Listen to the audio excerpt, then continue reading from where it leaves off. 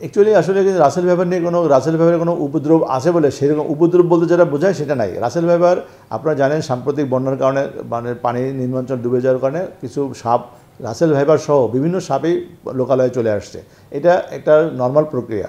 যখন এই সাপের আশ্রয়স্থল ডিস্টার্ব হয়, সাপ উঁচু জায়গায় খুঁজতে আসে এবং মানুষ যেখানে বসবাস সেই জায়গাটাই উঁচু হয়, সুতরাং সেখানে মানুষের আশেপাশে সাপগুলো বিচরণ করতে দেখা যায়।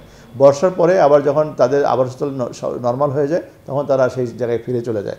তো মানুষ যদি সাপকে ডিস্টার্ব না করে, সাপ মানুষকে কখন ডিস্টার্ব করে না। যত প্রয়োজনীয় সাপে হোক তার নিজের আত্মরক্ষার কারণ ছাড়া অন্য কোনো কারণে অন্য কোনো প্রাণী, মানুষ সহ কোনো প্রাণীকে সে আঘাত করে না।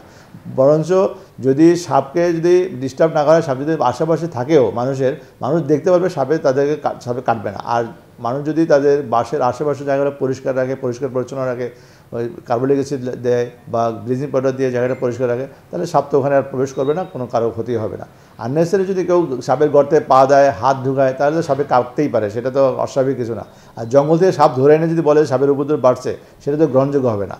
সাপ নিধনটা কিন্তু বেআইনি কাজ। সাপ যদি নিধন করে কেউ, তার বিরুদ্ধে প্রয়োজনীয় আইনের ব্যবস্থা গ্রহণ করা হবে। বন্যপ্রাণী আইনে তাদের বিরুদ্ধে ব্যবস্থা গ্রহণ করা হবে। কারণ সাপে মানুষের যতটুকু মানে ক্ষতি করছে তার চেয়ে বেশি প্রোপাগান্ডা হচ্ছে এবং মানুষ মানে যে রাসেল ভাইপারের নাম দিয়ে অন্য নন পয়জনাস সাপ যেগুলো প্রকৃতিতে থাকতে হবে সেই সাপগুলোকে বিভিন্নভাবে নিধন করার চেষ্টা করছে। সুতরাং এগুলো আমরা মানে যদি এই ধরনের ঘটনা ঘটে তাহলে আমরা আইনের চোখে দেখব এবং আইনগতভাবে তাদের বিরুদ্ধে ব্যবস্থা গ্রহণ করা হবে।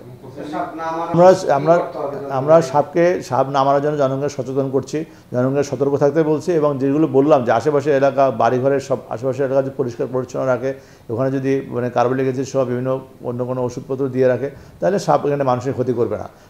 সাপকে যদি সাপ দেখে তাহলে সাপকে তার নিরাপদ স্থানে ফিরে যাওয়ার জন্য উদ্বুদ্ধ করতে হবে এবং নিরাপদ স্থানে ফিরে যাওয়ার জন্য তাদেরকে প্যাসেজ তৈরি করে দিতে হবে। এবং সাপ যদি প্রকৃতিতে না থাকে তাহলে কিন্তু প্রাকৃতিক ভারসাম্য নষ্ট হবে। এবার সাপ প্রকৃতির বা প্রতিবেশের একটা অবিচ্ছেদ্য অংশ।